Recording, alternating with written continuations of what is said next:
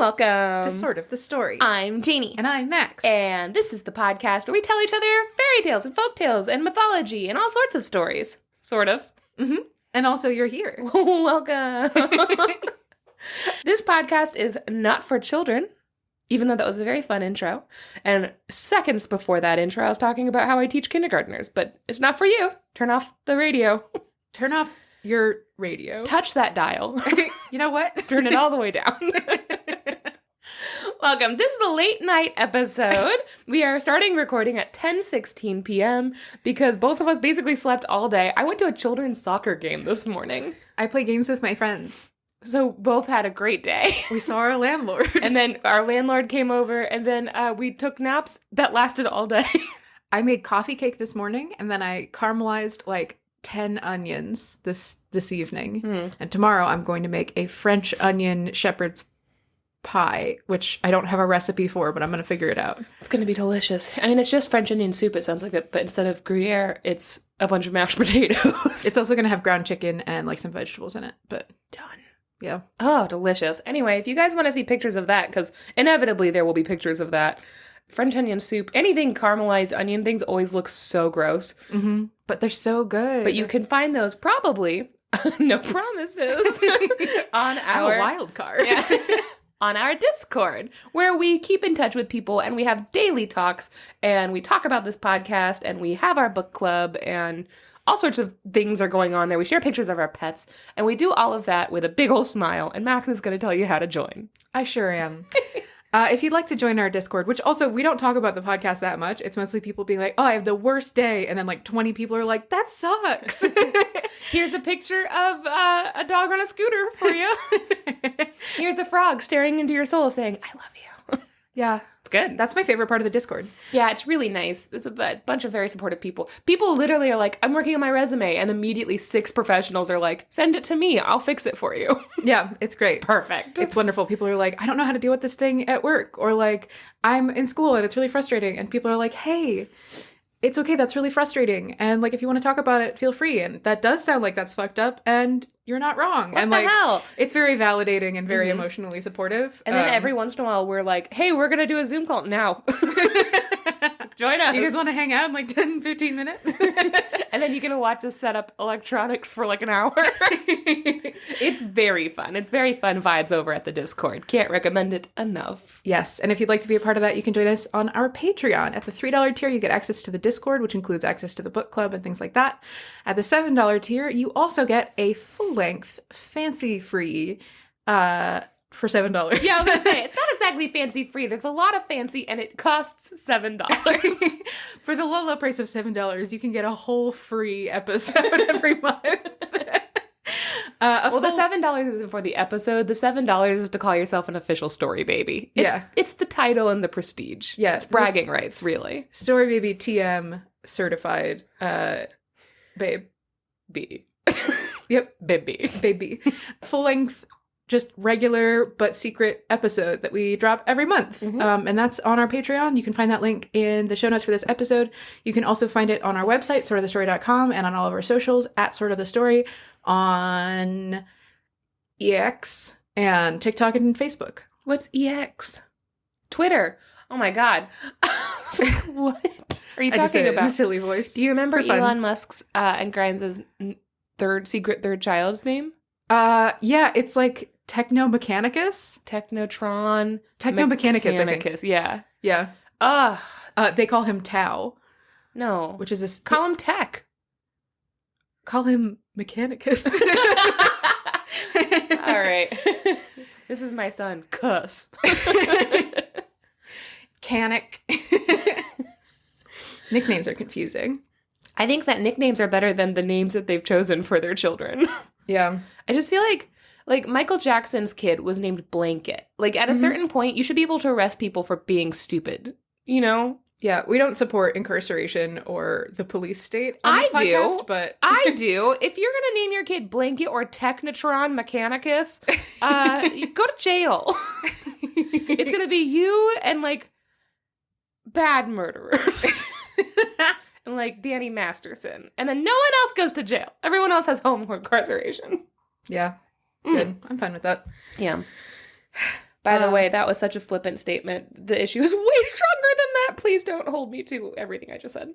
Thank you. We don't know anything. We're so dumb. This is sort of the story. Okay, well, Max, that was lovely. Thanks. Guys, you could be part of Team Troll or you could be a story baby. All you have to do is go to our Patreon, and all the links are in our show notes. Ba-ba-ba-ba-ba. Well, Max, do you want to just get started? Yeah, am I first? You are first, episode 102. 102. Okay. Hey, Janey.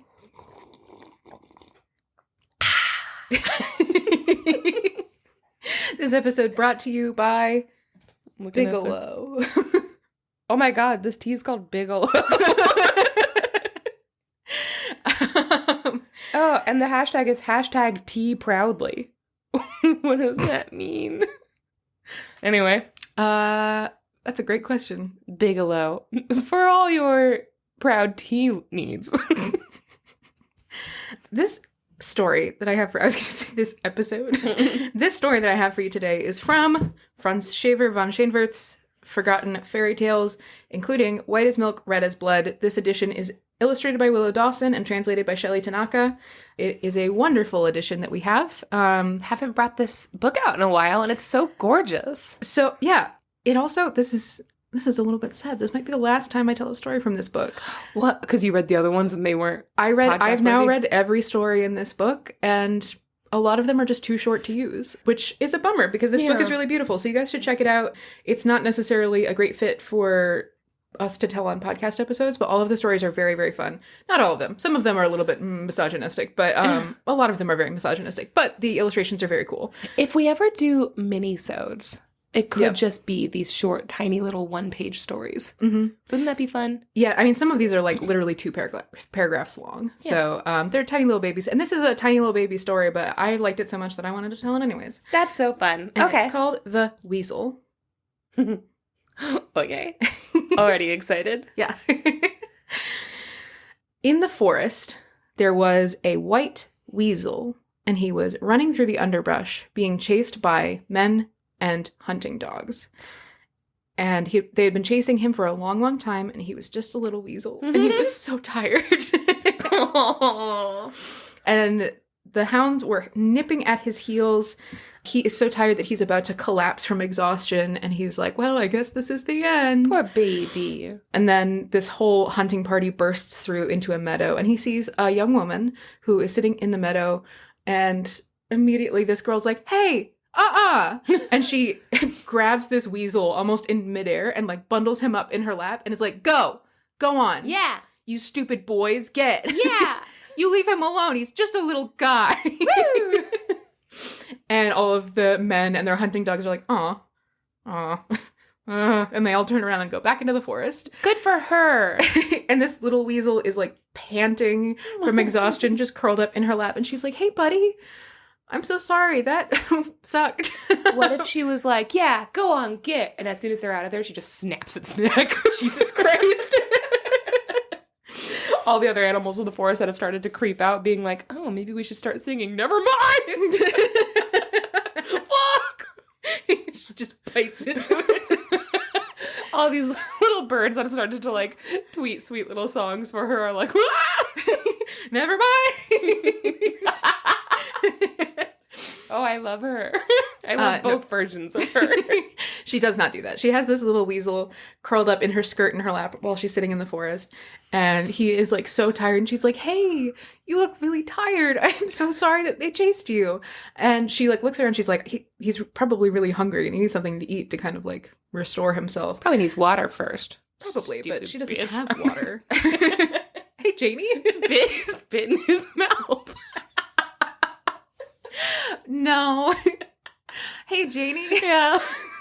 This is a podcast for children. It's not a podcast for children. Don't confuse them. We just got them on board with not letting their kids listen. Spit in his mouth. But all she has to eat is what she's brought for herself, which is a single raw egg. Which she shoves hole into her mouth and then, like, swallows while making full eye contact with you. And then she spits out the egg shards like a Gatling gun, just like... Killing the little birds as they fly away in horror. They're like, wait, which one of our nests did that come from?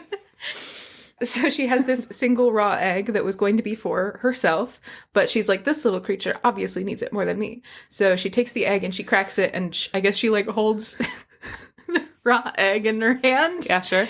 And then the little weasel eats the egg out of her hand. He slurps it all up. Who wrote this story? Franz Xaver von Chainvert. He doesn't understand what an egg is.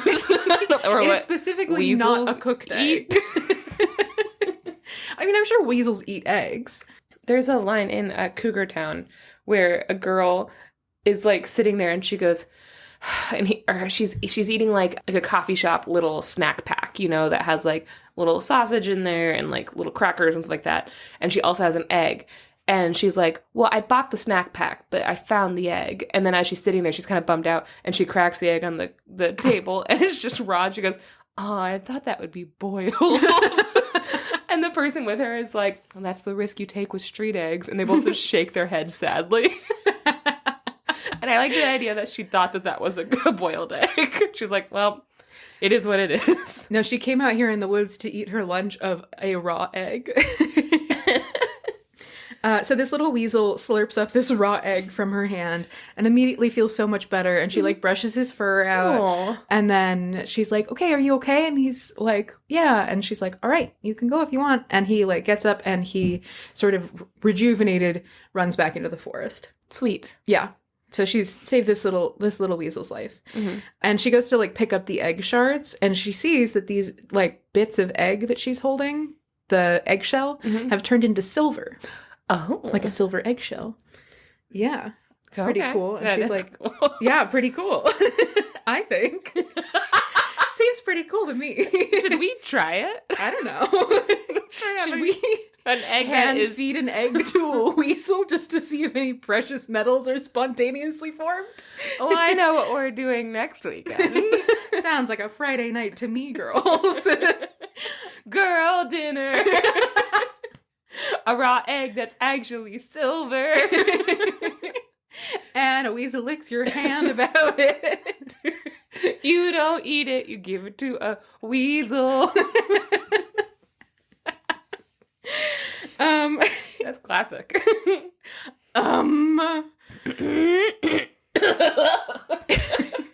Started as a joke, but now we're here.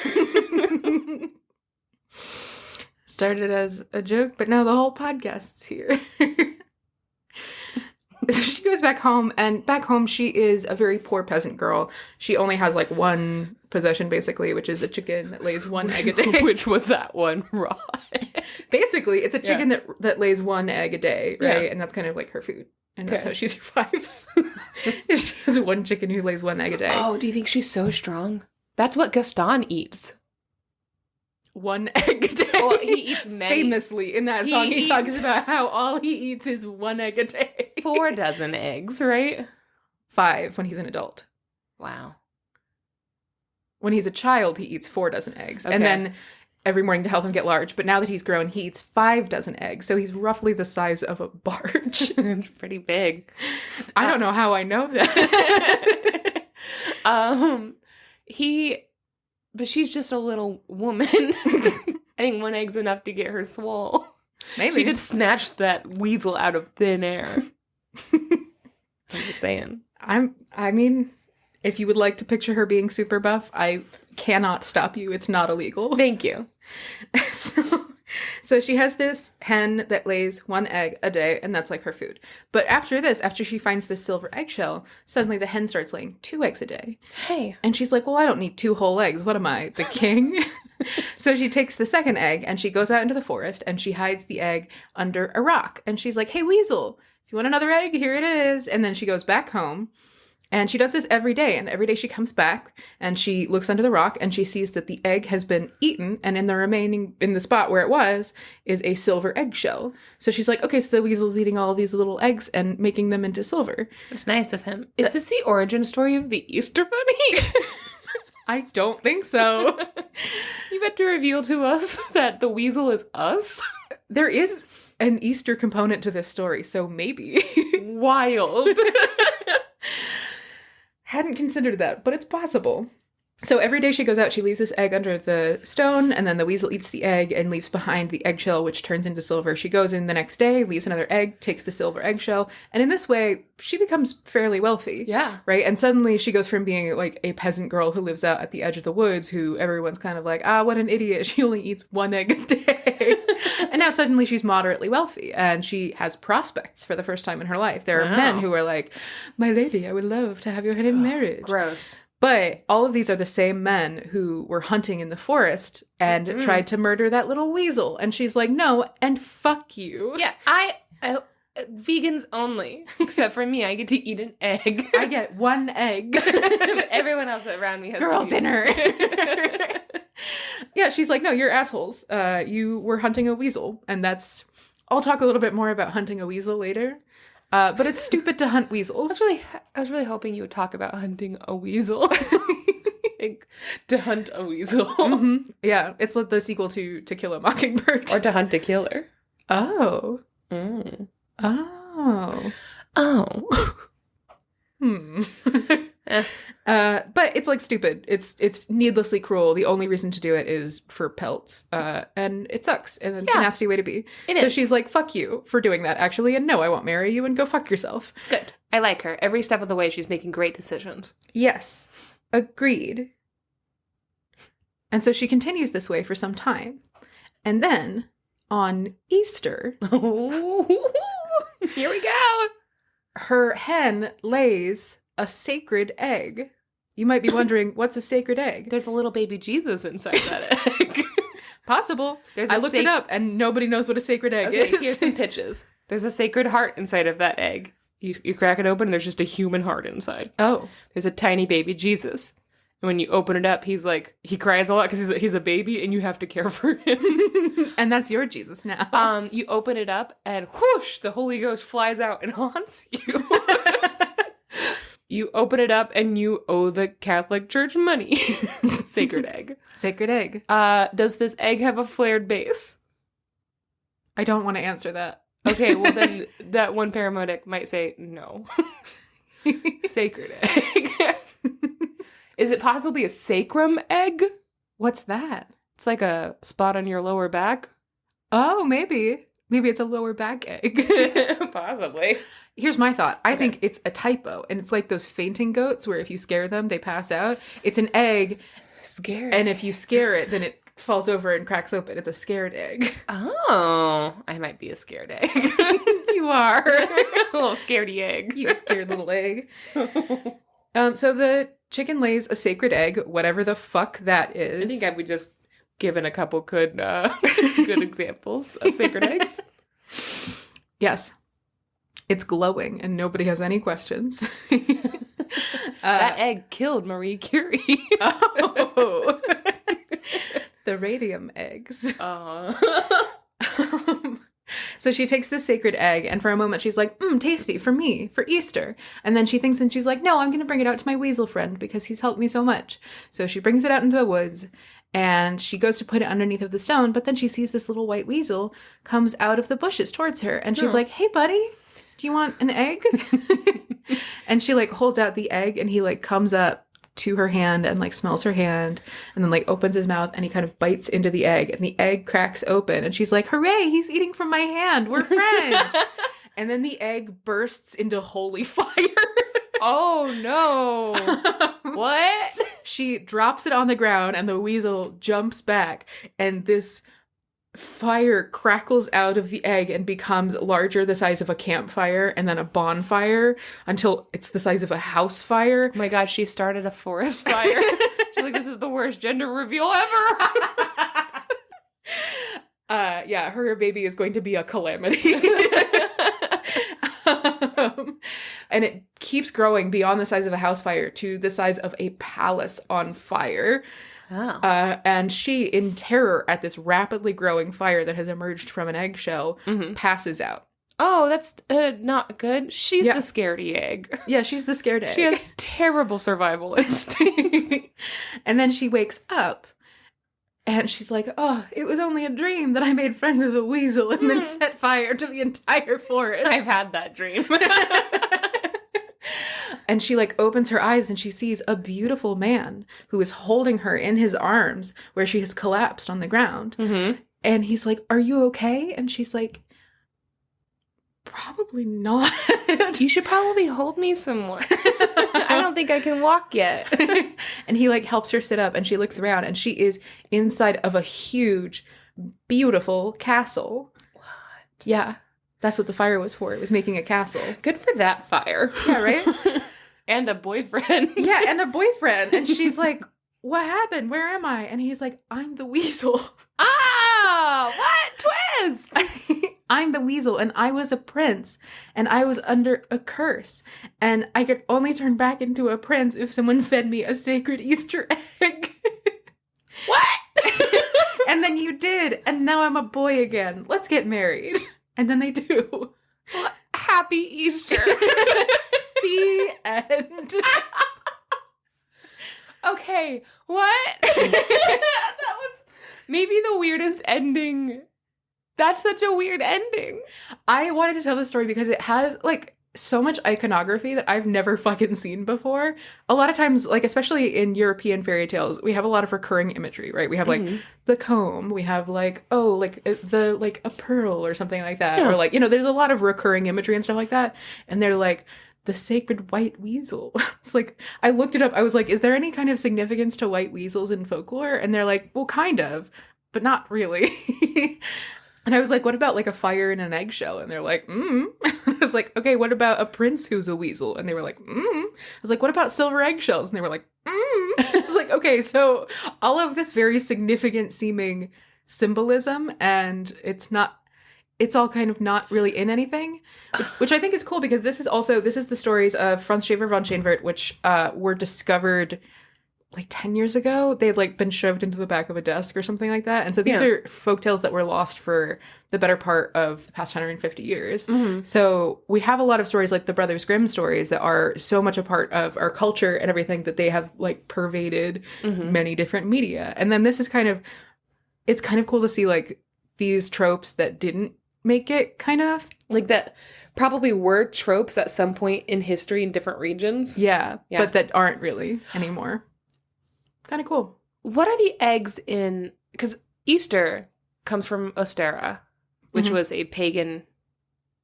I don't know much about this, but that was a pagan festival that was very specifically overshadowed by the church that was like, now it's Easter, and all of this means it's Jesus, and it's not you guys anymore. And so it was like a genocide of a culture and a religion, which is the same thing about basically all of our holidays, by the way. Every single one of them coincide with pagan festivals. And I mean every single one of them, except for maybe the 4th of July.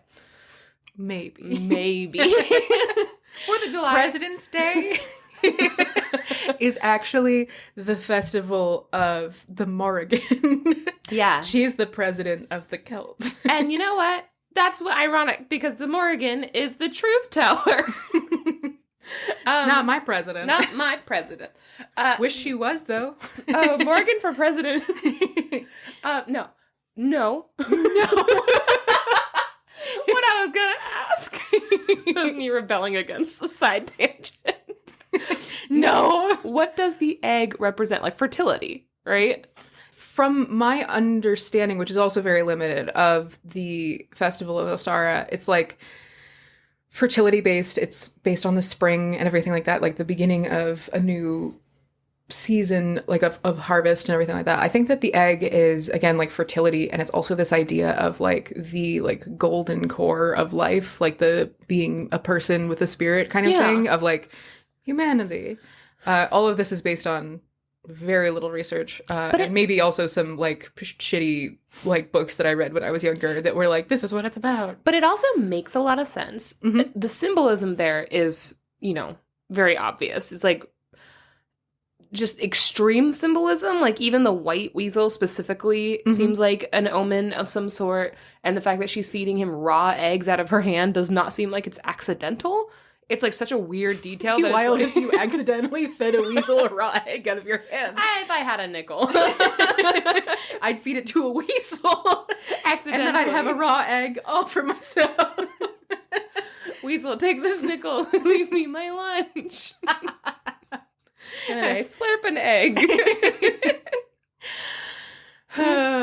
It just all feels very symbolic and very cool. Yeah. And I could see a lot of really cool illustrations coming from this, but also what? Yeah, really, for real. One of the things that I wanted to talk about, though, is the idea of the white weasel. Yeah. And this is not necessarily relevant to the story, but weasels, stoats, and ermines.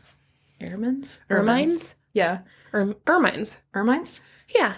It's an ermine coat, which is just a bunch of fucking weasels sewn together. They're so ugly. And I'm going to talk about it also. They're so ugly.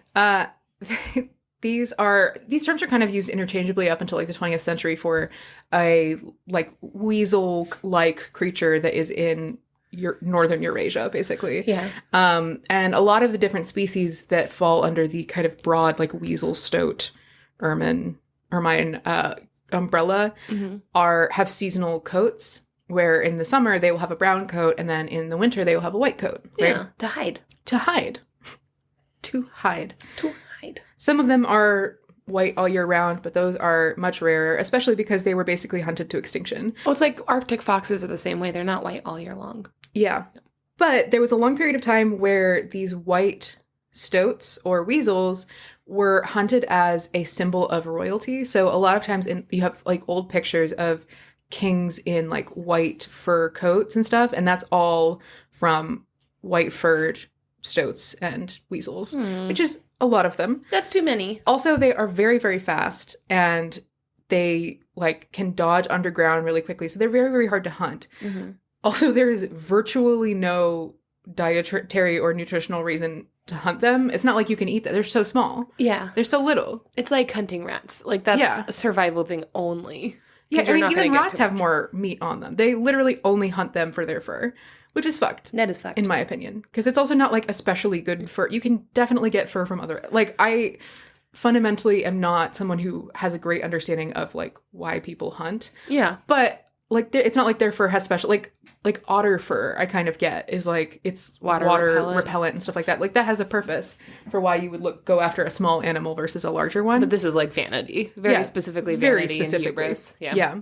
But there is this idea of the like white stoat, the white weasel, as being like a symbol of purity. And there was this sort of folklore surrounding a white weasel that if you were to hunt down a white weasel, they would surrender rather than be caught by a dog and like go through the dirt. No. Because they didn't want to have their coats sullied. Aww. So there's I think it was Brittany, the county in France. One of their like heraldry symbols is like a stylized version of like stoat pelts. Yeah. And it is the idea of like the phrase that comes from it is death before dishonor.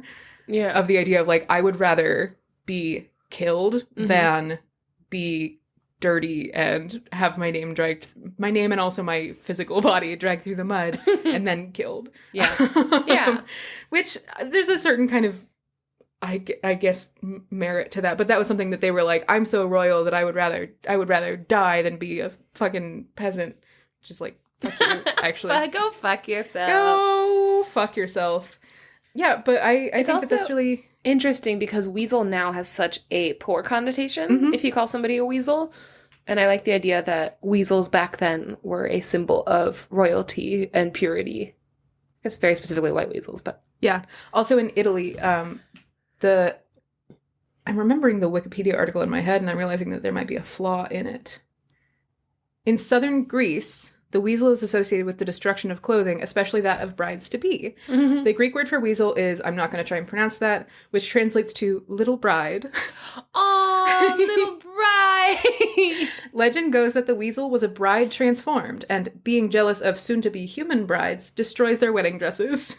So in southern Greece, they used to have a tradition of when a woman would have her like wedding dress prepared, in order to keep the weasels from destroying her dress, they would put out like little like honey and treats for the weasels and be like, and so please don't eat the dress. I wish you had said they would put out little wedding dresses. Oh God, I wish. Little weasel-sized wedding dresses just around, like, here you go.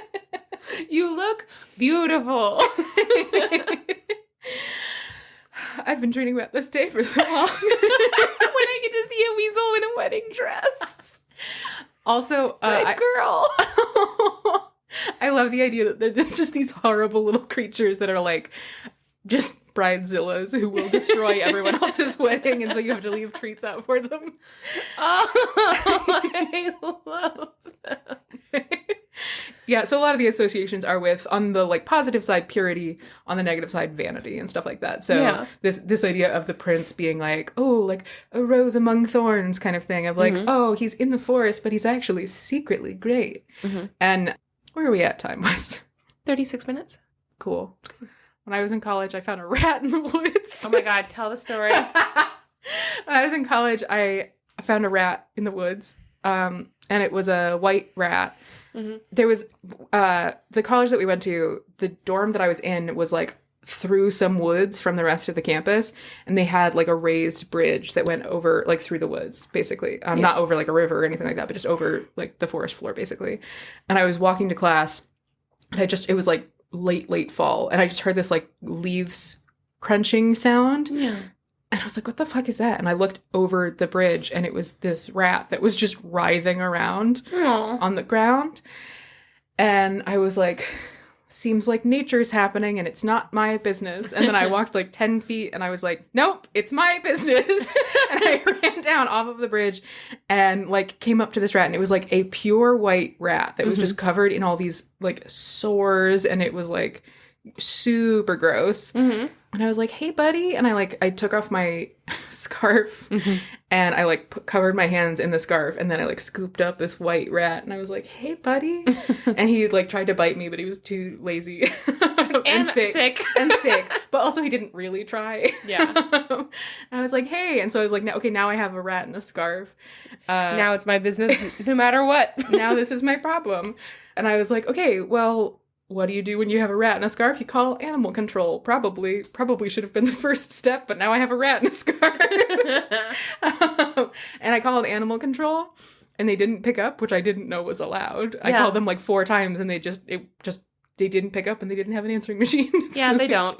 I was just like, okay. And I was like, okay, so if you can't get through to animal control, and I like called a vet's office, and they were like, we're closed. And I was like, okay, who else can I go to? And so I was like, I know what I'll do. I'll go to the police. So I had a friend of mine who I was supposed to be meeting for coffee on the way to class, and I was like, hey, can you meet me outside of the coffee shop? And he was like, yeah, why? I was like, no reason, just meet me there. Okay. And he was like, okay. And so I met him outside of the coffee shop, and I was like holding this red scarf in my arms, and he was like, what the fuck are you doing? And I was like, oh, I have a rat. He's like, what do you mean you have a rat? Gross one. And I showed him this nasty, like diseased rat that I had picked up. And again, this is like, here's my thought process. This is a white rat. Yeah. In the woods near a bunch of dorms. I was like, this probably isn't a wild rat. Yeah, it's probably a pet or like a lab rat, was my thought. Yes. It's probably a pet or a lab rat, because a lot of times animals that have that coloration in the wild don't survive very long, especially in that area where it's all wooded. There's a bright white rat. And I was like, this is an adult rat. Probably hasn't been out here for very long. My thought was that someone had it as a pet in one of the dorms, and then the dorms got raided because you're not supposed to have pets, and someone had to like release it outside or something like that. We had people in New York when I was an RA, we would find like hamsters in cages, like stuffed into like the trash chute and stuff like that. Like it would just be like, are you kidding me? Jesus. Like, guys, stop bringing fucking animals in here if you're just gonna fucking throw them away. Yeah, are you really? Like, it's way better to get in trouble than to put a hamster in the trash. Yeah. Like, seriously. You could even put a hamster in a cage out on the street with a sign that says free hamster. Look, that would be better than putting it in the trash. Yeah, for sure. Oh, you have so many options, you stupid, fucking, horrible, non-empathetic goblin monsters. Yeah. So, like, my thought was, like, I was like, this is probably a pet that someone left out here. And so maybe they want it back. Maybe it escaped or something. And so I made my friend walk with me over to the campus police station. And we got there and I was like, oh, I probably can't go inside with this rat. And he was like, what do you mean? I was like, it's probably, like, illegal or something to go into the police station with a diseased rat. And he was like, okay, so what are we going to do? And I was like, what if you went in there and you told them what was going on? And I know who you were with, and I have heard this story from his point of view, and this is not the type of person that wants to get involved in whimsical little, like, rat-based adventures. No. He is a grumpy motherfucker. Yes. So I was like, just go in there and tell them that I need help and to come outside. And he was like, they're not just going to come outside. And I was like, okay, tell them I have a rat and to come outside. And so he went inside and he was like, okay, they're sending someone out. And so we just like sat outside of the police station for a little while. And then we heard some people walking around from the other side of the building. And one of them was like, no, of course it's not a dead rat. Why would she have a dead rat? And then the other person was like, why would she have an alive rat? All fair questions. Yeah. And they came around and they were like, so what's happening? And I was like, well, I have this rat. And they were like, see, it's alive. I knew it. And you owe me $10, Jerry. I was like, what? What do I do? I tried to call animal control and they didn't pick up and I didn't know that was allowed. And they're like, yeah, that's allowed. And I was like, seems fucked up. And they were like, okay, so what do you want us to do? And I was like, I don't know. Lost and found? I don't know. And they're like, okay, we'll figure something out. And so they went back inside and they were inside for like 20 minutes, right? Yeah. And my friend was like, they're going to kill that rat. I was like, they're not going to kill the rat. Why would they wait this long? I'm not going to let them kill the rat. They're in there just loading their guns. And they're really bad at it. They're like, we haven't had to use these guns in so long. They're so small. Tiny guns for rats. And so eventually they come back out and they have this like, they have this cardboard box that has evidence stamped across it. No! Oh no, I'm telling this out of order. So first, they call the science buildings on campus, and they're like, hey, someone found a white rat. And so these two very professional-looking women pull up in a car, like, a while. This is, like, a several hours long. I've missed class at this point. Yeah. I can't go to class with a diseased rat. No. So these two women pull up in their two cars. They're both driving, like, Priuses, and they're wearing, like, skirt suits and stuff like that.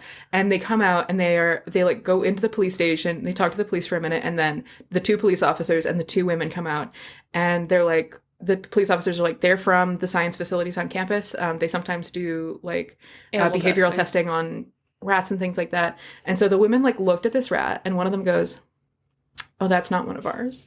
And they were like, how do you know? And she's like, well, we use rats, but we don't use white rats. Whoa! What? And then the other woman was like, well, we don't use rats at all. We use white mice, but we would never use a rat. I was like, you guys are being really fucking weird about this. Hey, I don't need it on your racism towards rats. Yeah, it Thank felt you. weird. And I understand why it is. It's definitely because, like, it's not a good control group. Exactly. Yeah, like, there's another rare. factor that could be affecting any kind of behavioral stuff. But at the same time, I'm like, hey, man. So the two women left, and the police, like, tried to go back inside, and I was like, what are we gonna do? And they were like, Like, 20 minutes later, they come out with this cardboard box with evidence stamped on the outside, and they're like, we're gonna take the rat and hold on to it until we figure out what to do. They're definitely gonna kill that rat. And I was like, okay, what are you going to do? And they were like, we're going to figure it out. We'll try and get in touch with animal control, and we'll just handle it from here because you have class that you have to get to, and it's fine. I was like, okay, is he going to be okay? And also at this point, this diseased fucking rat has just been like hyperventilating in my arms. He's passed out a couple of times. He is so smelly. I'm like, I don't know what to do with this. He was obviously a very, very sick rat. And I was like, he needs to go to the vet. Take him to the vet. Take him to the vet. And they were like, we're going to take care of it. And I was like, okay. And so I put this rat in the box, and then they closed up the box really quickly and walked back inside really And quickly. they put teeny tiny little handcuffs on. He's like, you're under arrest. We're disturbing the peace. And my friend was like, they're gonna hit that box with a hammer. And I was like, shut the fuck up.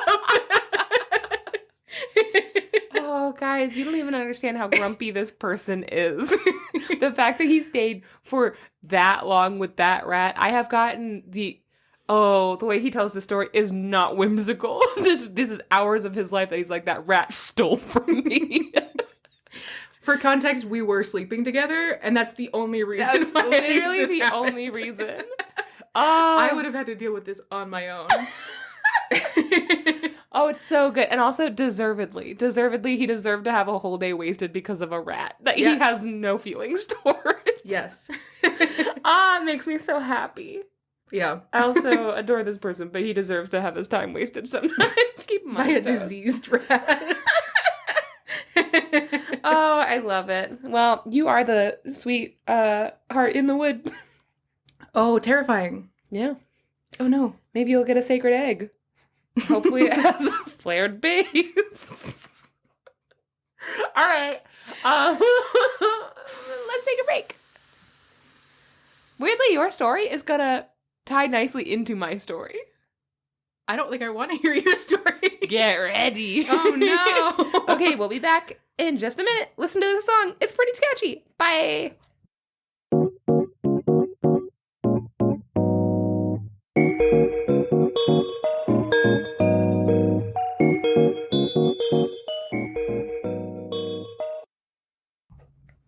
Okay, Max. Janey. I chose a story from an illustrated treasury of Swedish folk and fairy tales, illustrated by John Bauer, which every story I tell from this is wonderful. I just love this book so much. It's just one of my favorite books that I've ever gotten, and I will treasure it forever. I've decided. The story I chose is called The Troll Ride, and it is by Anna Wallenberg. So I'm just going to get into it, and then we're going to talk about Anna Wallenberg a little bit later. Mm-hmm. She is Swedish. Not too sweet, but like... Okay, ready? Mm-hmm. Okay. Peter Lars was riding along a highway on his horse, and his heart was singing because he was going to the city to buy a new jacket. Shopping. The end. Congrats, buddy. Yeah. Yay! That was a short story. He was going to Old Navy. Buy one, get one 50% off this week only at Old Navy. It's pretty good. They gave him one of those coupons that said, like, $30 off your next purchase. And then in small print, it says, like, you got to come back next year in June. Also, on your purchase of $250 or more. Congratulations, Old Navy. Okay. So, he was going to buy a new jacket because today he was going to ask for a beautiful woman's hand in marriage. Her name was Lisa, and he thought she was pretty neat. Aw. And he needed to look perfect. He had loved Lisa for a long, long time, and even though she was a very rich person and she was very proud, and he was the poorest of all her admirers, he was a pauper's son, he was pretty sure she loved him. He just had a feeling. She was always giving him like goo-goo eyes and making him feel really special, and he's like, I'm like 90% sure if I ask her to marry me, she's gonna say yes. And he told her like, hey, I'm coming to your house today at 6, and she's like, great, I'll see you there. And he's like, yes. So he's feeling pretty good about this. So he rides along fields and through this deep forest, and eventually he came to a beautiful green meadow. And as he was riding through the meadow, he saw something moving in a ditch. Was it a rat? It was this diseased little rat. I still think about that rat. I hope he's okay. He's not. It's been like 10 years. I hope he's okay. When he got nearer to the ditch, he saw that it was what looked like a woman crawling painfully along, just with her arms only. Her legs are dragging behind her. When he got near There's enough... a dragon behind her. What did I say? Her legs are dragging behind her. Oh. He said there's a dragon behind her. She's being chased. But really, the woman is the important Run, part. bitch. That's so insensitive. When he got near enough that she could hear him, she lifted her head and looked at him. This is a quote about how he sees her. He had never before seen anything as evil-looking as her face. Her small peppercorn eyes were almost hidden in matted hair. Her nose looked like a carrot, and her lips were dry as bread crust. She's a snowman. And her body was just 3 circles. And pale white, but her arms were thin and stick-like, with only 3 fingers on the end of them. There was a She had child. a big red scarf that had a rat in it. There was a child putting a scarf on her. And it had a rat in it. It was a big red scarf that I had that rat in. Evil. Okay. And then I gave it to an evil lady who had a carrot nose. Yeah. Okay, so she asks him, will you do me a good turn? I shall reward you for your trouble. And he's like, what do you want? Ew. What could you possibly want from me? And she's like, I hurt my leg while I was wandering through the forest, and I limped this way because in the next wood, near this path on top of a hill, there are 7 pine trees. And she tells him that 1 pine tree alone is useless to her.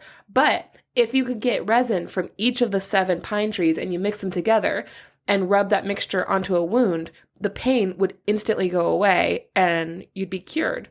And so she's like, I was on my way to get that resin after really badly hurting my leg, but eventually the pain became too much for me to bear, and I had collapsed. And so ever since, I've just been crawling through this forest trying to get there, and I really need help. And she's like, and if you help me, I'll reward you. I'll give you anything you want. So she's having a bad day. Mm-hmm. So she tells him, the story really fucking got me. I was so mad. She tells him she's already asked 5 people for help. 5 people have come through and seen her. And she'd given each of them a gold coin for saying that they would go get the resin. And she's like, I think they took the gold and they left because none of them have come back. I think they just took it and left. What the fuck? Yeah. And so suspicious, Peter Lars steps back and is like, why do you have so much gold on you? And she's like, I'm in pain. Can you fucking stop grilling me on this? Also, I'm magic, obviously. Obviously magical. So she groans and she rubs her leg and she says, my mother is walking in the forest and she's looking for me and she's calling me. Listen, can you hear? And he's like, I don't hear anything. And suddenly she grabs his horse's mane and she pulls herself up very quickly. And she puts her hand against Peter's ear like a trumpet. And after she does that, he hears someone singing deep in the forest. And they're singing, where are you, daughter, sweet and fair? I'm looking for you everywhere. Aw. And he laughs because this person is describing her as being sweet and fair. And he's like, that's ironic because you look like an old piece of earwax. Got him. I gotcha. You look like Shrek pulled you out of his ear. Ugh. So after he laughs at this sad story, she sank back into the ditch and peered over the edge, and she says, quote, you laugh like all the rest and hate me, but I will give you money, as much money as you want, if only you will get me that pine resin. And then she rattles her gold coins at him. And Peter stares at her for a moment and sighs, and then knocks her hand so that all the gold coins go flying into the ditch. What the fuck, Peter? And he says, no thank you. You are a troll, and I don't want to have anything to do with a troll. And then he cracks his whip, and he continues on his journey, leaving her crying in the ditch. What the fuck, my guy? I hope she murders him. I hope she fucking eviscerates him. I would have been so happy if the story was about, it turned out to be like a horror torture porn thing. Not porn thing, no. I would have been so happy if this story ended up being like a horror, like torture movie. Like a Saw thing, like you should have been nice to that old lady. Because you should have been nice to that old lady. Yeah. She's, I want to see every single person get hunted down and killed in horrific ways that stole from her. I would watch that horror movie. That's a lot. Continue. Mm-hmm. Okay. So he rode to the city and bought himself a handsome jacket, and then he turned towards home. But when he came to the hill that the woman mentioned, he couldn't help but look around for the 7 pine trees, because he's like, well, that's the hill. Let's see if she was telling the truth. And he found them very soon after that. They were standing in a row, murmuring softly. You might be right, but like at what cost? No, there's 5 people. If we track them down, we can just like stab. They're planning the murder of those other people. Oh, good. Yeah.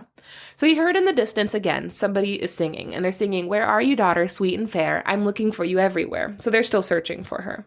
It's also sad. Her mom is out searching. So he checked the pine trunks for a resin, but the afternoon light was starting to fade and it was hard to find any, so he shook his head and he got back on his horse and he's like, listen, if I'm late to get to Lisa, she's going to turn me down because she's very punctual. And so he starts to like move on with his horse. But eventually, his horse stops by itself and pricks up its ear because they hear the singing again. Where are you, daughter, sweet and fair? I'm looking for you everywhere. So Peter turns his horse back towards the pine trees, thinking like, okay, I could just go get the resin. And then he's like, no, what am I doing? And he turns it back around. He starts to go back. And he says, it's madness. What do I care about an ugly old troll woman? And he continues towards his house, which is just you with this rat. Like, that nature's happening, or I go back? No. And then I did. And then you did. Guess what Peter does? And I think it's because I'm pure of heart. Yeah, you're a real weasel. So, Aww, but it wasn't long before he heard the song again. Where are you, daughter, sweet and fair? I'm looking for you everywhere. And he couldn't bear it. He's like, if I don't get this resin, I might hear this song forever. It's going to haunt me that I didn't go back and get that. So he gallops angrily, grumpily back to the pine trees. And it takes some time to search all 7 of the trees, but eventually he does gather enough resin from each of them. And by now it's almost dark, and he gallops as fast as he can back to the meadow.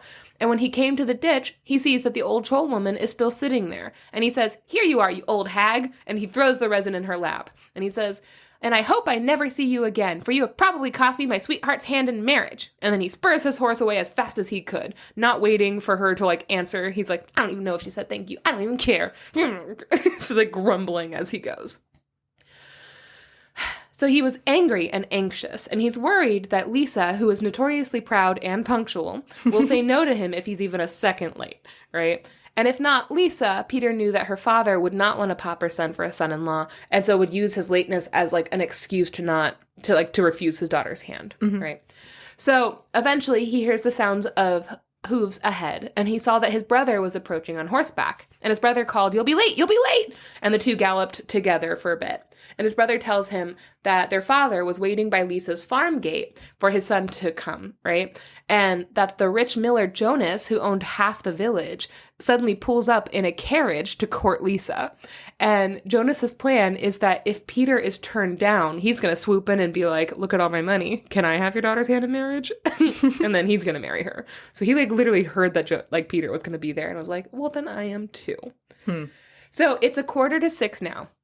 And they still had several miles to go. And that rat Jonas is just sitting comfortably in the house already. So Peter is like, okay, goodbye, I can't wait for you. And he urges his horse to run its absolute fastest. They streak together through the forest at lightning speed, but now it's so dark that he can't see the road ahead of him, and branches are tearing at his new jacket, and it's whipping him in the face, and he's all cut up and bleeding, but he doesn't care, because all he can think about is getting to Lisa before she gave up her hand to the rich miller out of spite for him being late. Again, the one thing we know about her, 3 things: beautiful, rich, punctual. So he thought to himself, this is what I get for having anything to do with trolls. Grumble, grumble, grumble.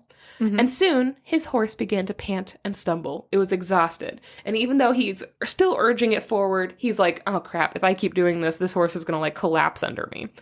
And then suddenly he felt the reins go taut in his hands. And the story says, the horse lifted its head and suddenly its hooves began to fly over the ground, so fast that Peter Lars's cape billowed behind. He also felt like someone was sitting behind him on the horse suddenly, but he like turned his head and didn't really see anyone necessarily, but he thought he imagined a gray bundle slipped down over the horse's rump. And he's like, what the fuck was that? And this horse is like flying literally through the forest. So, the ride is wild, and the horse wasn't following the road now, but it's like whipping right through bushes and undergrowth, and like Peter's getting whipped in the face by all sorts of things, but like he's like, fine, we're getting there. It jumped over hills and streams, and Peter had absolutely no control over where they were going. He just held on for dear life. And every time he looked behind him, he was more and more sure that someone was riding behind him, someone like small in like a little gray bundle.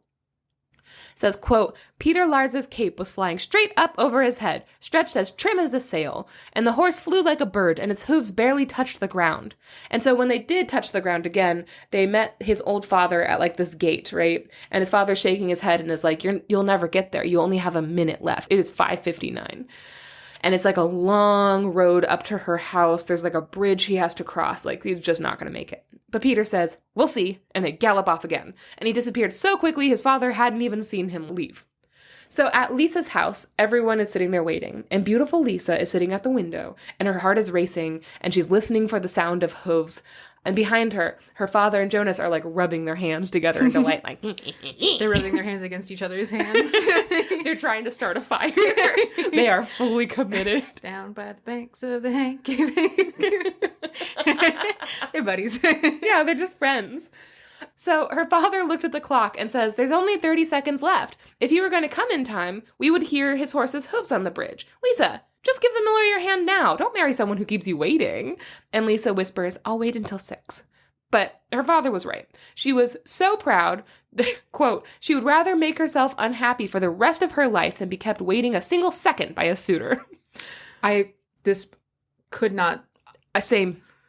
I'm so late. Everything. Yeah, she would not marry any of us. No, she wouldn't even meet any of us. No, by the time we got somewhere, she would have already married. Be gone. She would have already married so many millers. But the story says that it would, quote, be desperately hard to lose Peter Lars, because she really did love him, but she's also like, I can't abide a single second's lateness. So the clock began to chime, and the miller cried, too late! But then they heard the sounds of strong horse hooves on the bridge, and Lisa stood up and cried, he's coming! But he's too late! But her father shook his head and said, too late! But just as the clock was chiming for the 6th time, the door flung open, and there stood Peter, dripping wet. His eyes are wild. He's like, what the fuck just happened to me? He's covered in scratches and dirt. Leaves are sticking out of his hair, and his brand new jacket is dusty and torn, but he still looks dashing to Lisa.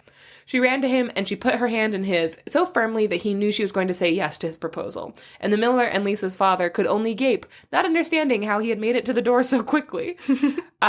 And then it says, quote, but this was not the last time people would marvel at Peter Lars. From then on, he was never late for a single appointment, ever. Whether he rode on horseback or in a carriage, he never worried about getting there even a second late because he always felt he had someone with him helping him to get to his destination. I wonder who it could be, he thought, chuckling to himself, knowing who it is. And every once in a while... Who is it? It's his brother. Okay, yeah. No, it's the old lady, Max. Oh, okay. And every once in a while, when he turned his head, he thought he saw a little gray bundle slip down off the rump of his horse or off the edge of his carriage. And the last line of the story says, he had not asked for any reward for the favor he had done for the troll in the ditch, but a reward he certainly did receive. The end. That's the troll ride. Sometimes called the troll in the ditch. What do you think? First of all, I want that superpower. I need that. I've never heard of a superpower to never be late to anything, and I need it. I also need it. I've had so many meetings in the last 2 weeks at my school. So many meetings that I've had to get to by 8, and every time I've tried to get there, I've no matter how early I leave, I give myself an extra 10 minutes on top of the 10 minutes I gave myself last time, because I'm like, there was traffic last time, and there's double the amount of traffic the next time. Yeah. I'm consistently getting in there late, and I'm like, I can't leave any earlier. Yeah. If I leave any earlier, I'll get to school, and then the school won't be open. Yeah. P.S. It takes me 10 to 15 minutes, right? But 10 minutes if there's no traffic to get to my school. And I have consistently, it's taken me 45 minutes to an hour to get to my school. Not every day, just the days that I have to be there early. Completely insane. Yeah, I've cried a lot about it this week. So I would like this power to just fly above everyone. Also, though, he doesn't deserve that power. He doesn't. He doesn't. There should be more punishments doled out to how shitty everyone was to her. Also him. Yeah, he went back, but only kind of because... for selfish reasons. Because he was like, I'm going to hear this singing forever if I don't do something about it. I really want to know more about that. She has a mom out there searching for her, canvassing the woods for her. I want to know about the people who are stealing from her. I want to know what happens to them later, because it's so shitty if they just get gold. Yeah, I also anticipated that the end of the story would be oh, he gets there and Lisa is like, ew, no. I would love it if that was. And then he comes out and the old woman is like, oh no, did you not make it in time? He's like, I was in time. She just didn't want to marry me. And she's like, oh, well, you've broken my spell. And she becomes beautiful and then they get married. That's how I would, especially because it's her mom is being oh, beautiful and fair. Yeah. And he's like, but she's fucking ugly. So I was like, okay, this feels like a curse or an illusion of some kind. Ooh, but that makes a lot of sense now that you say it. I'm really happy that didn't happen. yeah. But, like, that makes a lot of sense. I feel like that would be an ending that makes more sense. Mm-hmm. But I would hate it more. Yeah, but I would certainly hate it more. This also goes into the category of, and I feel this way about a lot of, like, Scandinavian folk and fairy tales, where they are beautiful, and I love telling them, and the imagery, and I love trolls. We are hashtag Team Troll in this podcast always. Because the trolls are never in the wrong. They just aren't. No. I feel like most of the authors, I think Anna didn't do this, but most of the authors didn't know that the trolls weren't in the wrong, because it's very much from, like, a colonizer's point of view. Mm-hmm. But this one in particular goes into the whole thing of, like, demonizing older women. Oh, yeah. Like, heavily demonizing older women, and, like, how they're always described as old and ugly. I've told a bunch of stories like this, because it's a trope that always gets me. But yeah. The describing her as, like, a little gray bundle of cloth, kind of, in one of the bonus episodes, which you can get access to by joining us on Patreon at the $7 tier. You'll become a story baby. And if you give us 3, you'll be hashtag Team Troll too. Yeah. One of the bonus episodes, I told the story of Maury of Irefel, who was, like, a little boy ghost. And do you remember the description of him following that guy onto a boat, and he's described as, like, a rust brown, like, rolling bundle of cloth, kind of? Yeah. Yeah, like, kind of a similar area. I wonder, like, I really like this description of, like, I guess spirits or, like, semi-fae, like troll, paranormal. Yeah, as being, like, just kind of like these little bundles of cloth that turn into the thing when they get where they're going. That's what happens in the movie Little Monsters with Howie Mandel and Fred Savage. It's really cute, but it's monsters that come out from under your bed, and when you turn on the lights, they turn into old clothes. Aw. Like dirty clothes on the ground. Very cute. Yeah. I don't like the fact that apparently her whole life now is wrapped up in following him around and getting him to meetings on time. Yeah, also, I want more for her. Yes. She didn't do anything wrong, and she was trying really hard to, like, convince people to help her. I just feel like it's, like, a really scathing indictment on society and how they treat the elderly. But yeah, that's the troll ride. But I want to talk about Anna Wallenberg. Okay.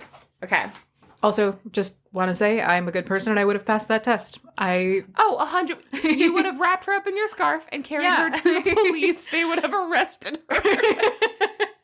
I tried not to go to the police. And also, I didn't even go to the real police. I went to the campus police. Yeah. I was like, it's not like they're going to do anything. Because they don't do anything. They just let it die in that box. Okay, so Anna Wallenberg was born in 1858 in Stockholm. Her father had a candle factory, and then when she was like 9, she went to a girls' school for her education. I don't know why, but her father had a candle factory feels like a Mad Lib for, like, the Victorian era, where it's like, and her father had a blank factory. It's like, a candle factory. Give us a noun. Candle. Give us another one. Matches. Boiled meat. Cabbage. Arsenic. Okay. In 1882, she published a collection of short stories under a pseudonym. And the pseudonym literally meant, like, no one. So it was, like, anonymous, basically. Ooh. In 1886, Wallenberg wrote her second book and her first novel. And I can't read this because it's in Swedish. It's like smalskjalar, which means small. Small muscular. It means small souls. The novel deals with failings in women's education and promotes financial independence for women. Good. I thought that was really fucking cool in 1882. She wrote 2 more collections of short stories, Hos Granas in 1887 and I Vardagslag in 1889, dedicated to a young woman's fight for financial independence. So obviously it was something she was really passionate about. And go girls. Go girls. In 1895, Wallenberg wrote her first art fairy tale collection, Bengt's Tales, about kings, elves, trolls, and princesses. She wrote over 200 fairy tales, dedicating some of them to her sons. In her fairy tales, Wallenberg combined traditional fairy tale enchantment and magic with everyday problems and events. So that's why I think that this one in particular is a commentary on how she was seeing society in Sweden at the time. Like how they dealt with the injured, maybe specifically how they dealt with women when they got old, because she combined a lot of her stuff with current events. And in 1899, she became the first to translate 1001 Nights into Swedish. That's cool as shit. Isn't that really cool? That's Anna Wallenberg. You know who would probably love her? Jack Zipes. He probably does. He probably loves her. He loves political fairy tales. And specifically feminist fairy tales. Yes. I bet he loves her. Ugh. I bet he does. Jack Sipes. I hope he's doing good today. Jack Sipes. I hope you're having the day you deserve, which is an excellent day. Yeah. Good job, Jack Sipes. Yeah. All right, so that was a little shorty tale. Couple little shorties. Couple little shorties. Mine was a lot shorter than yours. I'm looking at it, but still pretty good. Like more than half of mine was me talking about that time. I definitely should have contracted rabies. No. Okay. Well, I mean, fun. Do you have any other things that you want to add? No. Well, then I would like to read a 5-star review. Oh, of what? How about My Favorite Murder? Okay. Sometimes I do go through the reviews on My Favorite Murder because they're all so fucking stupid. Like, because at the very beginning of most podcasts that are very big, all the ones are like, oh my God, I love this podcast. And they're so funny. And it's like listening to, my 2 older aunts or sisters, like, tell stories to each other. It's, like, very fun. But, like, more recently, it's become a thing where they're like, how dare you change up the format of this? Like, I'm listening to it, and I'm a loyal listener and have been, but you didn't even consult us when you did this. And, like, just, like, people who are like, this podcast, it's not as fun and off the cuff as it used to be. Like, now suddenly you have researchers who do the work for you. And I'm like, oh my God. Nightmare. It's like people who are basic. It's like that I want to talk to your manager. I don't like that you're making decisions without consulting me when you don't pay for the content. Anyway, that's what's fun about reading their reviews is how many people are personally offended that they have been doing this for 7 years and are now found a rhythm. To me, also, first of all, if anyone who is producing content, if you don't like what they're doing, simply don't engage with that content. Don't listen to it anymore. Or go back and listen to the old ones that you like. Exactly. That's the other thing is like the great thing about podcasts as a medium is that like they are recorded and they are accessible at any time. So you can go back and listen to the ones that you like and leave everyone else the fuck alone. People are crazy. Okay, but here's a 5-star review for our podcast because we did ask for feedback. We did ask for them and they delivered. So this one is from Alicia Dodd. Alicia? Alisia. Alicia Dodd. And they said, honestly, my favorite pastime when I'm cleaning or driving. A treat to listen to, and I hope to try doing something like this with my best friend in a few years. Thank you so much. I love you guys. 5 stars. I love this podcast. Do it with your best friend. Yeah. Do it. Don't even wait for a few years. Just do it. Go back and listen to our first episode if you want to be like, I could do that. Yeah, you can. We had a shitty microphone clipped to our table in a giant living room with high ceilings and windows, and our animals were out, and no script. It was bad. We also don't have a script now, and it's also still bad. I mean, I write my script down basically, but still bad. So you can do it. If you want any tips on what we use, we just had somebody who is going to start their own podcast on our Discord, ask for links to like our microphones and stuff, and I gave them a bunch of fun little tips for that. So you can always talk about that stuff on our Discord, and we are happy to share what we know, but again, we are not perfect and we are still growing as a podcast, so maybe one day we'll have better equipment. Who knows? The stuff of dreams. The stuff of dreams. Okay, are you ready to go to bed? To go to bed? Yeah, good night. Okay, good night. Guys, we love you. Go join us on our socials to see all of our stuff. Everything's under Sort of the Story. Our website is www.sortofthestory.com for a full list of our tales and where to find them. And join our Patreon and just come hang out with us. We love you. Also, you can send us an email, sortofthestory@gmail.com. Yeah, and leave us a 5-star review. And maybe I'll read them on the podcast. Ooh. Leave a weird one. I'm more likely to read them if they're weird. Okay. Say some weird stuff to us. Say some really fun weird stuff. Don't be weird, but like weird stuff. Be weird, but like not weird. Yeah. You know? I feel like women understand this and men are still getting it. There's a certain level of weird that I will accept. Okay. Mm-hmm. Well, have a great fucking week. Bye. Goodbye. So I was listening to episode 68 and we were delirious, and there's a moment where I say something and then move on very quickly, and you were like, there's an opportunity, you could tell. You were like, there's an opportunity for a joke here, I know it, but I had already moved on, and so in the middle of my goddamn sentence, you go, ah!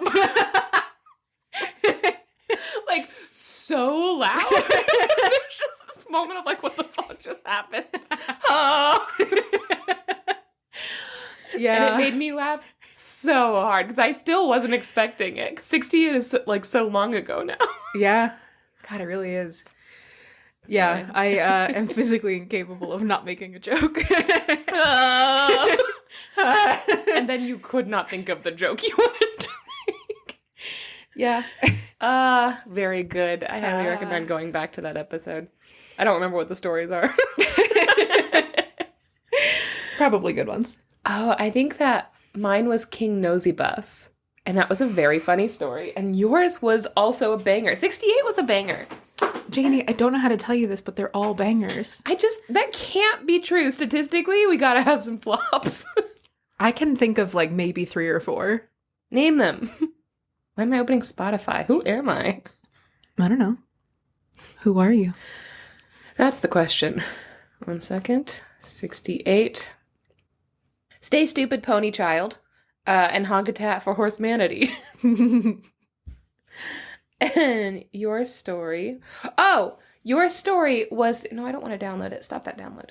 Your story was Martin, the strong guy. Martin, the strong boy who beats Mannequin Longbeard to death. Is that Mannequin Longbeard? Yeah. That feels like it was so recent. Yeah. I feel like I told that story so recently, but that was 68 and we're on 102 now. Yeah.